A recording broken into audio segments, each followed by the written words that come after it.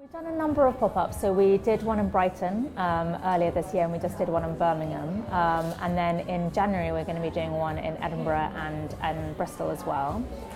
I think we've learned a number of things. One, we've done a little bit of marketing in those particular cities, but I think this year in January, we will be really going for every single channel. So we've typically done a little bit of out of home, and then in some cases, we've supported it with radio and a little bit of acquisition, but this time we are putting a very, very solid media plan across every single channel to support that city, because what I want to do is be able to step change the conversion rate and the AOV in that particular city. So we're learning all the time about how what the impact is when we're dialing up marketing to support the pop-up versus having less kind of marketing or just the standard marketing that we would kind of normally have.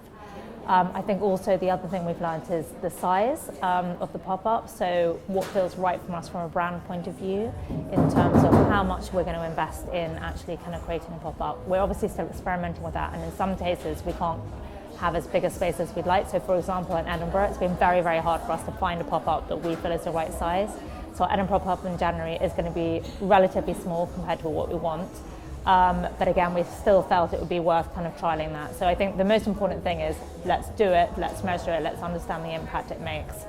The key thing we're actually really trying to learn though is if we invest £1 into Edinburgh or £1 into Bristol, what is the return on that versus if we were to put £1 into London? Because London essentially is still a far bigger audience. So we can reach 6 million people in London, central London, and we can reach 600,000 people in Edinburgh. So it's still about where do you invest your money, because obviously we've got a finite pot, and that's what we're trying to really understand from doing pop-ups and now doing a complete kind of marketing kind of mix in particular cities. So I think there's two different types of pop-ups that we're trying. So this one that we're in today, Made Presents, which is in the Truman Brewery, is very much about an experiential space. So we want people to just come and enjoy it. There is no selling whatsoever. There are no sales assistants here. There is no technology to help you with a purchase.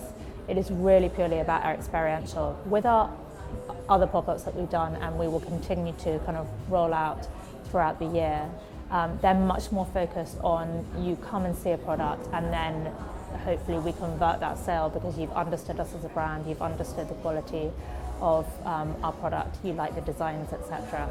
And typically what a showroom or a pop-up showroom will have is that we use our NFC technology in all of them. So all of the products that we have in the showroom are tagged with NFC, and you can take a tablet or you actually be able to use your own phone by then, and you can find out more information on the product.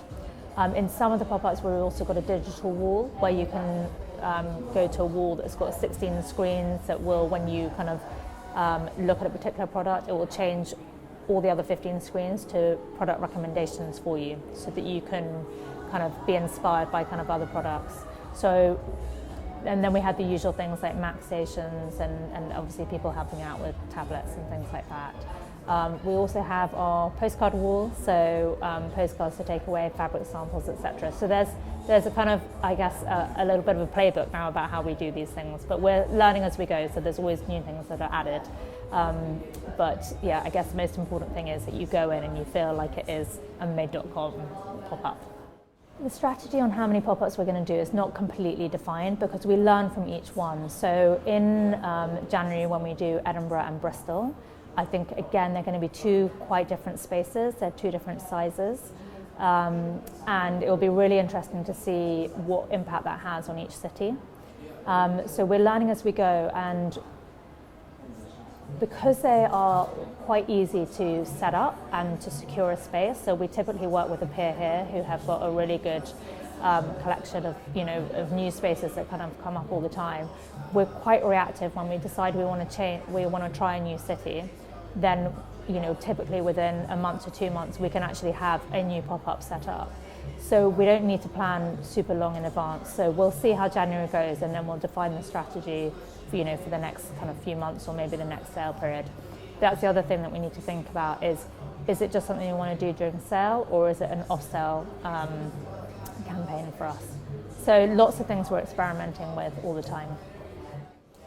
Again, I think it's different in each city depending on the impact we had. So when we did it in Brighton, I think we did a good job, but I think it was a very small space and we didn't maximize the marketing opportunities around it. So we did reach out to customers on email and we did a direct mail piece to customers as well, but I think we could have extended the reach further.